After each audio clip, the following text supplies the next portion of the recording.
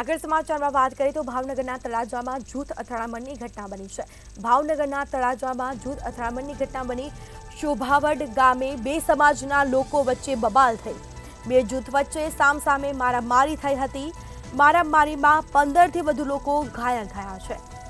તો ઘાયલ લોકોને સારવાર અર્થે તાત્કાલિક હોસ્પિટલ લઈ જવામાં આવ્યા છે। ઘટનાની જાણ થતાં પોલીસ કાફલો પણ ઘટનાસ્થળે આવી પહોંચ્યો હતો અને કહી શકાય કે કામગીરી હાથ ધરી છે। કાર્યવાહી અને તપાસ પણ હાથ ધરવામાં આવી છે। ગામમાં વહેલી સવારથી જ ચાંપતો બંદોબસ્ત ગોઠવી દેવામાં આવ્યો છે।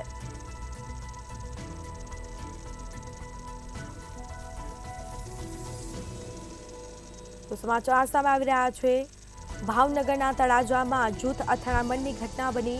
શોભાવડ ગામે બે સમાજના લોકો વચ્ચે બબાલ થઈ હતી। બે જૂથ વચ્ચે સામસામે મારામારી થતા 15થી વધુ લોકો ઘાયલ થવા પામ્યા છે। તો તમામ લોકોને સારવાર અર્થે તાત્કાલિક હોસ્પિટલ લઈ જવામાં આવ્યા। ઘટનાની જાણ થતાં જ પોલીસ કાફલો ઘટનાસ્થળે આવી પહોંચ્યો હતો અને સમગ્ર મામલે કાર્યવાહી કરવામાં આવી છે। તો વહેલી સવારથી જ ગામમાં ચુસ્ત બંદોબસ્ત ગોઠવી દેવામાં આવ્યો છે। તો બે સમાજના લોકો વચ્ચે મારામારીની ઘટના બની છે। બબાલ થઈ હતી।